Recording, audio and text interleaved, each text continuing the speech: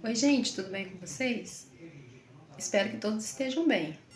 Eu estou aqui hoje porque essa semana que passou nós comemoramos o Dia da Reforma Protestante e nesse dia nas redes sociais nós tivemos muitas postagens e numa dessas postagens eu entrei e fiz um comentário sobre a reforma. E nesse comentário um senhor entrou e me respondeu e ele disse o seguinte: Viva o massacre da noite de São Bartolomeu. Eu resolvi pesquisar a fundo para saber exatamente do que se tratava.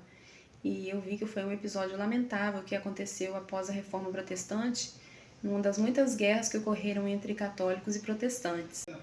Esse senhor que fez o comentário, ele estava comemorando esse episódio triste que ocorreu e eu fiquei, assim, muito triste de ver que existem pessoas com esse tipo de o mesmo sentimento que motivou esses ataques na noite de São Bartolomeu que aconteceu em Paris, na França.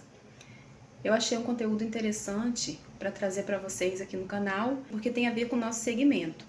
Vou soltar o vídeo para vocês, espero que gostem, curtam, compartilhem e eu peço a vocês também que ajudem o canal a crescer, se inscrevendo aqui e ativando as notificações para que vocês não percam nenhum dos nossos novos vídeos, tá bom? Obrigada desde já!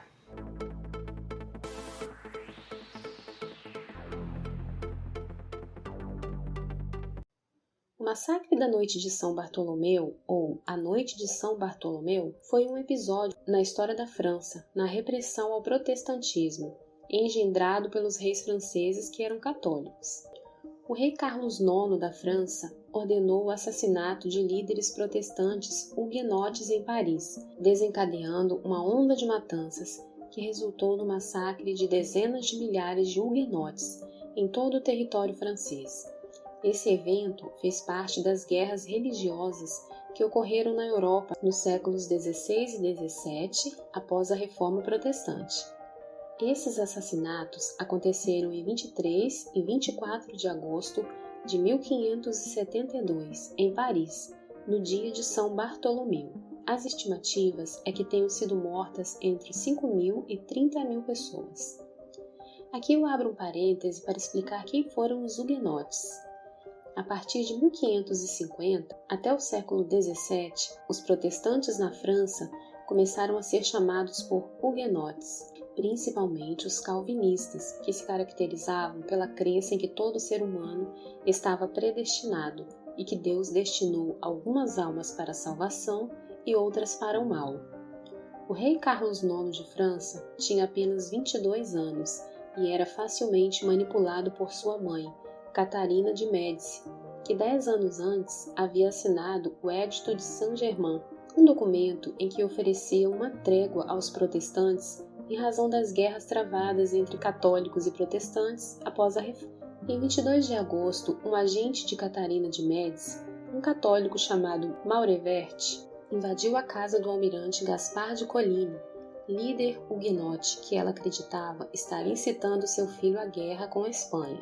No entanto, Coligny só ficou ferido, e Carlos prometeu investigar o assassinato para aplacar os huguenotes enfurecidos que prometiam vingança. Catarina então convenceu o jovem rei de que os huguenotes estavam planejando uma rebelião, e este autorizou o assassinato de seus líderes pelas autoridades católicas. A maioria desses protestantes huguenotes estava em Paris celebrando o casamento de Henrique de Navarra com a irmã do rei Carlos, Margarida de Valois.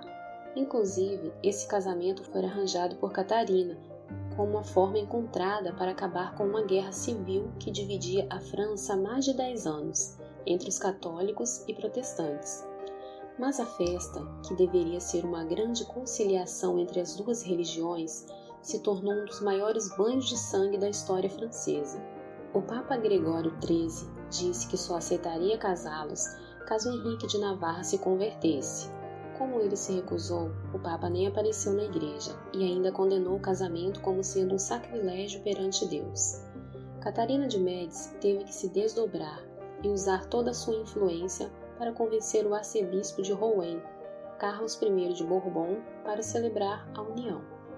A maioria dos protestantes, inclusive Henrique, o noivo, foram impedidos pelo arcebispo de entrarem na Catedral de Notre-Dame de Paris, para participarem da cerimônia. Tudo se passou por procuração. Margarida entrou sozinha e aceitou Henrique de Navarra como seu legítimo marido. Enquanto isso, o noivo ficou aguardando na porta da catedral o final da missa para assinar o contrato matrimonial. Ficou decidido que os Guise, a família mais poderosa de católicos extremistas e que já há algum tempo travavam guerras contra os protestantes, comandariam o ataque e que todos os guardas, soldados e milicianos católicos usariam uma sobrecapa com uma cruz e um lenço, uma espécie de echarpe branco no pescoço, para se distinguirem dos protestantes, que se vestiam geralmente um sobretudo preto ou todo branco, camisa branca e alguns com uma grande gola sanfonada branca. Então, nas primeiras horas da madrugada de 24 de agosto, quando os sinos da igreja de São Germano de Auxerre anunciaram às 4 da manhã o dia do Santo Bartolomeu, todas as portas de entrada e saídas da cidade foram fechadas, foram posicionados guardas armados nas torres de vigilância do rio Sena e em pontos estratégicos de Paris. A armadilha estava preparada. Os protestantes logo se encontraram presos na cidade, sem possibilidade de fuga. O comandante da ação de extermínio nos corredores do Louvre e pelas ruas de Paris ficou a cargo de Henrique I de Guise, talvez o maior responsável pelas mortes atrozes e violentas durante o massacre. Dezenas de líderes protestantes foram assassinados em Paris, numa série coordenada de ataques. Milhares de católicos parisienses aderiram. Supostamente, Carlos emitiu uma ordem real em 25 de agosto para suspender o massacre, mas seus pedidos foram ignorados. As mortes continuaram até outubro, atingindo Rouen, Lyon, Bourges, Bordeaux e Orleans. Estima-se que cerca de 3.000 protestantes franceses foram mortos em Paris e até 70.000 em toda a França. Cadáveres eram arremessados nos rios, causando contaminação, de modo que ninguém comia peixe pelas condições insalubres do local. Em Lyon, por exemplo, os protestantes huguenotes foram reunidos em um mosteiro para sua suposta proteção. Quando o lugar ficou lotado, eles foram transferidos para uma prisão. A multidão católica, porém, conseguiu invadir a prisão e terminou por matar todos eles. Em todos os lugares, os huguenotes estavam sendo extorquidos e eram forçados a pagar enormes resgates por sua vida, mas com frequência eram assassinados de qualquer maneira. Corpos foram empilhados a centenas, muitos foram jogados no rio Sena. A barbaridade era aterrorizante. Um livreiro foi queimado com seus 7 filhos em uma fogueira feita com seus livros. Nem mesmo os bebês foram poupados desse banho de sangue. Foi considerado o pior ataque aos protestantes huguenotes franceses do século, apesar de não ter sido o primeiro nem o último. Enquanto alguns políticos ficavam horrorizados, alguns católicos consideravam o massacre necessário para impedir um golpe protestante. Gaspar de Coligny, que havia escapado do primeiro atentado 2 dias antes e estava se recuperando em sua cama, foi assassinado durante o massacre. Apesar de gozar de grande estima do rei, que inclusive o chamava às vezes de meu pai, foi traído e assassinado por comando do Duque de Guise, Henrique de Lorraine. Seu corpo foi lançado pela janela e depois decapitado. A cabeça cortada de Coligny foi enviada ao Papa Gregório XIII, e apesar de aparentemente não ter chegado ao seu destino, o Papa Gregório enviou ao rei Carlos IX a condecoração da Rosa de Ouro. A rosa de ouro é um ornamento precioso dado a pessoas de estima e afeição e personalidades ilustres. O Papa encomendou o Te Deum. É um hino utilizado na liturgia católica para ser cantado em ações de graças. Essa prática persistiu em anos seguintes, e uma medalha também foi cunhada com a frase Hugonotorum Streges 1572, que significa derrubada dos huguenotes, mostrando um anjo empunhando uma cruz e uma espada perto dos corpos dos protestantes mortos.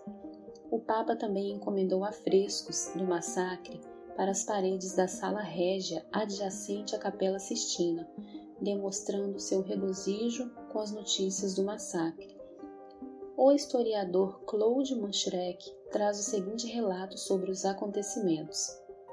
As ruas estavam cobertas de corpos mortos. Os rios ficaram manchados, as portas e os portões do palácio respingados com sangue, carroças carregadas de cadáveres, homens, mulheres, garotas e até mesmo crianças eram jogadas no Sena, enquanto que torrentes de sangue corriam em muitas áreas da cidade. Uma menininha foi banhada no sangue de seus pais assassinados e ameaçada com o mesmo destino, caso viesse um dia tornar-se protestante. A data que na França católica sempre foi motivo de celebração é hoje encarada com pesar e luto pela França laica. Quando se completou 400 anos do massacre, em 1972, a cidade de Paris mudou a designação de uma rua próxima àquela em que Coligny foi baleado, dando-lhe o seu nome.